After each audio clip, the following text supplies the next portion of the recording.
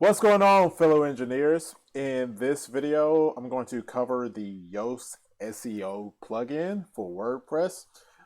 This will be my first time interacting with this plugin, so I wanted to cover what I'm seeing, the configuration that I'm doing in it, and anything else, for the first timer. Here we go.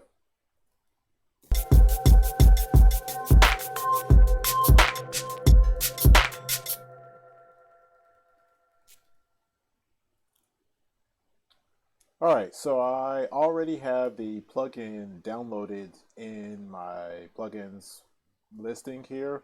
I use the WordPress command line interface to download the plugin.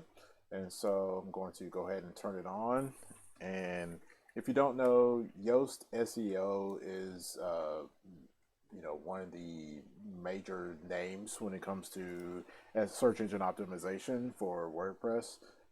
That SEO, by the way, stands for search engine optimization. So if you have a website and you want that website listed, use the SEO tactics to better make your site rank higher on Google, Bing, Yahoo, if you're still using that as a normal search engine.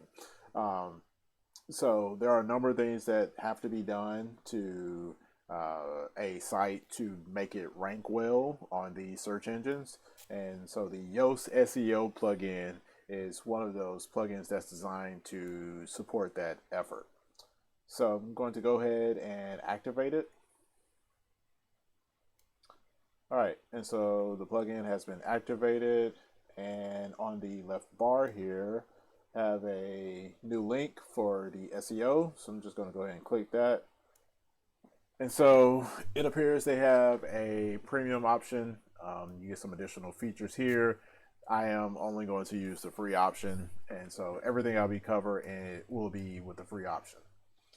So this is the first time for me doing the configuration. So I'm going to use this configuration wizard.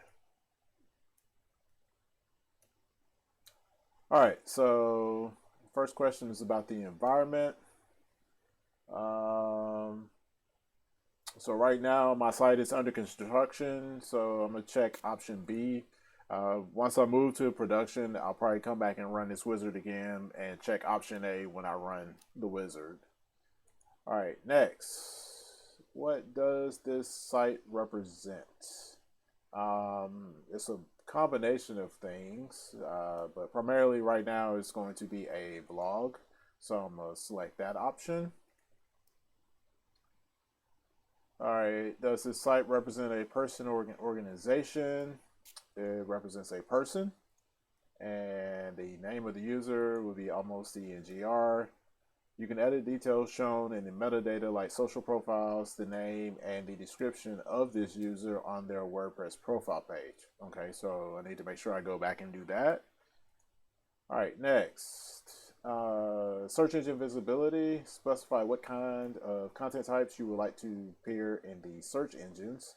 If you do not know the difference between these, use the defaults.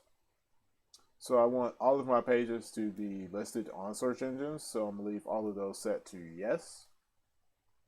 Multiple authors. Will this site have multiple authors? No, it will not. It may at a future point, but right now it does not.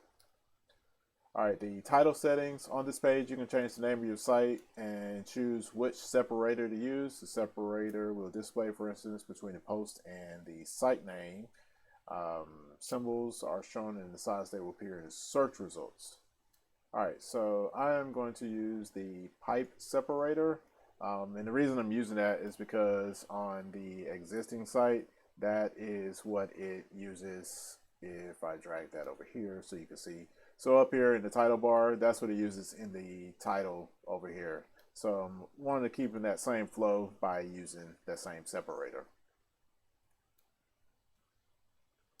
All right, continue learning. I may sign up at a later point, but right now I'm not going to sign up. I don't want to upgrade to premium.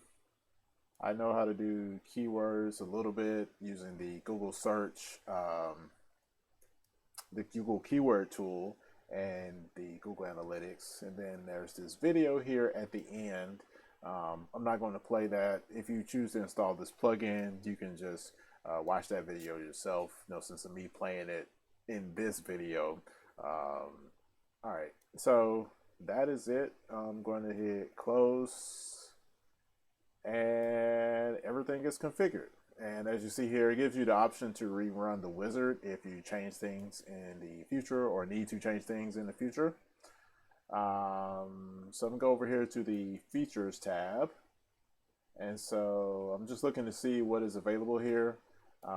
So analytics, looks like each one of these on-off toggles have the ability to elaborate on what it is by clicking the question mark. So basically help information on there. So that's kind of helpful to know. All right, and then I'll go to Webmaster Tools. So if you have a Google verification code, which I do, I'm going to put that in here. I'm not going to put it in on the video though, because the reason being, this verification code verifies that you actually own the site.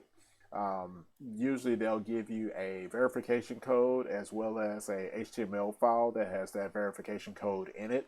And so as Google visits your site and crawls your site, periodically, that verification code is occasionally accessed to make sure that the site ID or site identifier is associated to what Google has. So that way, if you move your site or change your domain name, that ID can still remain the same and it will still be associated with your Google Analytics and Google search results identifier or profile, if you will.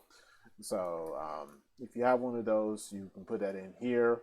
I don't have a Bing verification code, but Bing is one of the bigger players in the search engine as well. So I'll probably go ahead and request one of those by signing up. I guess you just sign up, clicking this link here.